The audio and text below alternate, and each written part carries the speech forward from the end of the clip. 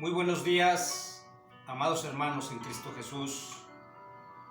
Feliz domingo, que tengan un domingo lleno de las bendiciones de Dios. Doy gracias a Dios por aquellos que tienen ese interés en alimentarse, en comer de la palabra, en crecer espiritualmente. Les bendigo desde aquí y el día de hoy compartiré una meditación de un pasaje maravilloso del libro de Isaías. Hoy tendremos, basados en un capítulo profético, mesiánico, grandes enseñanzas, lecciones verdaderas de vida. Voy a permitirme leer una parte de ese capítulo, Isaías 40. Los versos del 1 al 11 dice la palabra de Dios: Consolaos, consolaos, pueblo mío, dice vuestro Dios. Hablad al corazón de Jerusalén, decidle a voces que su tiempo es ya cumplido, que su pecado es perdonado, que doble ha recibido de la mano de Jehová por todos sus pecados. Vos que clama en el desierto, preparad camino a Jehová, enderezad calzada en la soledad a nuestro Dios. Todo valle sea alzado y bájese todo monte y collado, y lo torcido se enderece y lo áspero se allane. Y se manifestará la gloria de Jehová, toda carne juntamente lo verá, porque la boca de Jehová ha hablado. Voz que decía, da voces, y yo respondí, ¿qué tengo que decir a voces? Que toda carne es hierba y toda su gloria como flor del campo. La hierba se seca y la flor se marchita, porque el viento de Jehová sopló en ella. Ciertamente como la hierba es el pueblo. Sécase la hierba, marchítase la flor, mas la palabra de Dios nuestro permanece para siempre. Súbete sobre un monte alto, anunciadora de Sión. Levanta fuertemente tu voz, anunciadora de Jerusalén. Levántala, no temas. Di a las ciudades de Judá, ved aquí al Dios vuestro. He aquí que Jehová el Señor vendrá con poder y su brazo señoreará. He aquí que su recompensa viene con él y su paga delante de su rostro. Como pastor apacentará su rebaño, en su brazo llevará los corderos y en su seno los llevará. Pastoreará suavemente a las recién paridas.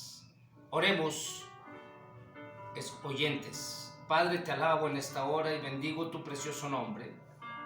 En el corazón de mis hermanos y en el mío se siembre tu palabra y dé fruto, Señor.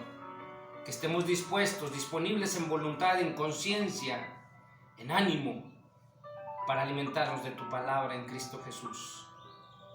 Amén. Bendito sea el nombre de nuestro Dios. Es maravilloso descubrir, mis amados hermanos, siempre en la palabra de Dios, motivos para sentirnos seguros y confiados a pesar de las circunstancias que estamos viviendo. Al leer la palabra de Dios descubres un Dios fiel, un Dios todopoderoso, un Dios que promete y que cumple, un Dios cuyo poder es ilimitado y un Dios lleno de misericordia hacia los que le temen. Hoy nos introduciremos en este capítulo número 40 del libro de Isaías, un capítulo verdaderamente maravilloso, mesiánico. Todo el capítulo es verdaderamente hermoso, finalizando con los que esperan en Jehová, levantarán alas como las águilas, correrán y no se cansarán, caminarán y no se fatigarán. Pero hoy centraremos nuestra meditación en esta primera parte. ¿Sabes que el libro de Isaías es único porque en este libro obtenemos una vista tan gloriosa y maravillosa de la gracia del Mesías, de su manifestación en todo este libro de Isaías? De hecho, este libro se ha llamado el Evangelio del Antiguo Testamento y por supuesto al profeta como el evangelista del Antiguo Testamento, debido a que este libro hace énfasis en la gracia de Dios y en su obra redentora en relación con Israel, con las naciones y obviamente su obra redentora con los gentiles, contigo y conmigo. Y es que desde el inicio el profeta Isaías, en la revelación que Dios le da, en el capítulo 1 nos habla de un sentimiento de Dios, porque veía cómo le alababan de manera externa. Es decir, se preocupaban por ofrecer sacrificios, holocaustos, por hacer fiestas en honor a Dios, pero su corazón no cambiaba. Es decir, era una manifestación externa, pero en lo interno estaban mal y Dios no concebía eso. De hecho, Él dice: estoy harto, estoy cansado de vuestras lunas nuevas, de sus fiestas, de los sacrificios, de los holocaustos. Y en este primer capítulo Él llama a un arrepentimiento verdadero del pueblo de Dios y le dice: pongámonos a cuentas. Si vuestros pecados fueren como la grana, como la nieve serán emblanquecidos. Si fueren como el rojo carmesí, serán blancos como la lana. En el capítulo 5 hay una parábola, la parábola de la viña, el capítulo 5 de Isaías, que nos manifiesta el dolor que sentía Dios. Le decía: cómo yo te he cuidado tanto, era mi viña, lo consideraba el pueblo de Israel como una viña, y decía: te he preparado todo, he trabajado la tierra, he tratado de que me des uvas buenas, fruto bueno, te cerqué, te cuidé, puse torres, te vigilé. Dice: pero al final de cuentas lo que me has dado son uvas silvestres, es decir, un fruto amargo. Y se veía el dolor de nuestro Dios. Y todos los primeros 35, 36 capítulos nos hablan de los juicios de Dios sobre esta manera de apostasía, de apartarse del pueblo de Israel, de Dios. Pero el capítulo 40 da un vuelco tremendo. Y es que alguien que ama, alguien que verdaderamente ama, el padre que verdaderamente ama a sus hijos, los hijos que verdaderamente aman a sus padres, el esposo que verdaderamente ama a su mujer y la esposa que ama al hombre verdaderamente, no puede ver triste a esa persona, al ser amado. No puede estar contento porque se sienta triste, porque el amor profundo lo empuja para que sea capaz de sacarlo de esa tristeza. Dios se sentía triste por la situación que está viviendo Israel, y llega un momento en que le habla al profeta Isaías y le habla de esta manera. El capítulo 40 inicia diciendo dos palabras: consolaos, consolaos. El padre se sentía triste de ver cómo sus hijos se alejaban cada vez más y más. No hay una manifestación tan hermosa como esta manifestación del Abba Padre. Pudiéramos decir, como Juan en la primera epístola decía: mira cuánto amor hay en Dios, cuánto amor hay en Dios Padre, sabiendo que el pueblo necesita consuelo, está demasiado triste, pero Dios también está triste por eso, y tiene que hacerle ver que Él está ahí para sacarlo de su tristeza, que si el pueblo vuelve su vista hacia Dios, Dios está para levantarlo. Y por eso estas palabras de consolar es una expresión de ansia que brota del corazón mismo palpitante de Dios. Nuestro Dios es el Dios de toda consolación, el Dios que han olvidado, pero es un Dios que es imperturbable, es un Dios que no cambia, es un Dios que el amor por sus hijos siempre será manifiesto. Él es fiel, aunque los hijos sean infieles. Un consuelo de estos tiempos, porque es un capítulo profético que se extiende hasta nuestros días para todos los que están aún cautivos de situaciones que les causan tristeza, cautivos de situaciones financieras, cautivos de malas relaciones con la familia, cautivos del pecado, cautivos de cosas que los alejan de Dios y que los hacen sufrir y llorar.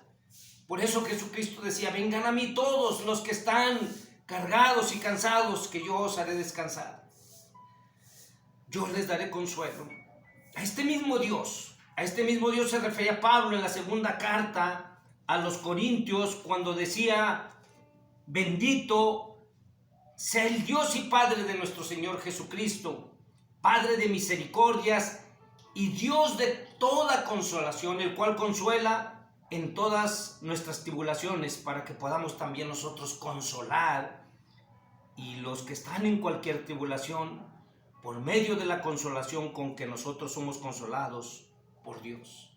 ¿Te das cuenta lo maravilloso que entendía Pablo sobre el Dios consolador? Era un Dios que te daba consuelo para que tú consolaras a los demás. Qué hermoso es poder manifestar la gloria de Dios a través de estas emociones y estos sentimientos y esta relación con Dios.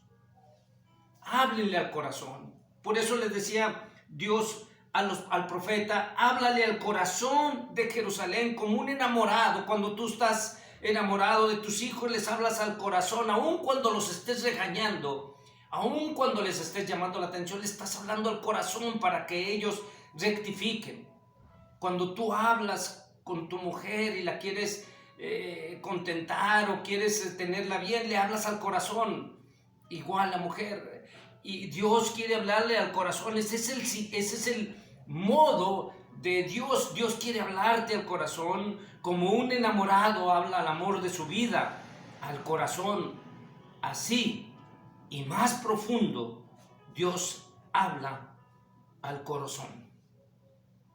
Y Dios les dice una cosa: consuélense, consolados, la deuda está pagada. Mira qué hermoso, qué hermoso nos traslada este capítulo cuando dice: diles que ya la deuda está pagada, que ya está perdonado su pecado. Esto nos lleva necesariamente, nos lleva a pensar en el sacrificio puro y santo de nuestro Señor Jesucristo, que se entregó en la cruz del Calvario por ti, y que esto nos da consuelo porque te ha dado vida, porque te ha rescatado de la muerte eterna y porque estamos esperando su segunda venida para irnos juntamente con él. Profundidad de las palabras del profeta Isaías.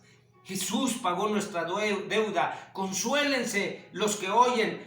No podemos hacer nada por nuestro pecado porque estamos muertos, pero vino nuestro Señor Jesucristo y Él nos dio vida. Nos dio vida para dar alabanza y gloria a su nombre. Ahora, ve cuál es el trato que ofrece Isaías, el profeta. Dios, a través del profeta Isaías, ¿cuál es el trato que te quiere dar a ti? Cuando tú eres oveja, tú tienes que pensar en lo que pensaba David cuando decía: Jehová es mi pastor. Es decir, cuando él decía es mi pastor, él al mismo tiempo implicaba que él era su oveja. Y él estaba dispuesto a que Jesucristo, el pastor, el buen pastor, lo guiara. Y el trato que Dios quiere dar contigo, que Dios te quiere dar como oveja, dice: como pastor, dice, el Señor vendrá con poder y su brazo señoreará, y aquí su recompensa viene con él y su paga delante de su rostro. Y dice: como pastor apacentará su rebaño, en su brazo llevará los corderos y en su seno los llevará, y pastoreará suavemente a las recién paridas. Mira, para cada uno de nosotros el buen pastor tiene un lugar.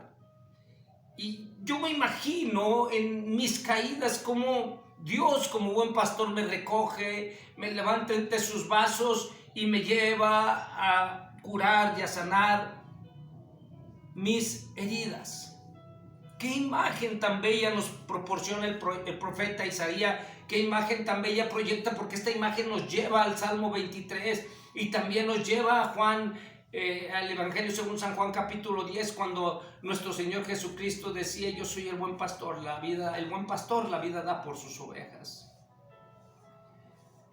Y Él nos habla del propósito, un propósito del buen pastor es venir a darnos vida y vida en abundancia. En el Evangelio según San Juan nos dice: el ladrón no vino más que para matar y destruir, y yo he venido para que tengan vida y para que tengan una vida abundante.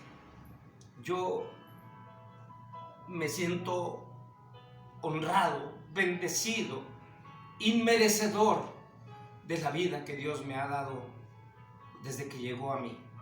Como buen pastor me ha cuidado cuando caigo, cuando enfermo, cuando estoy necesitado.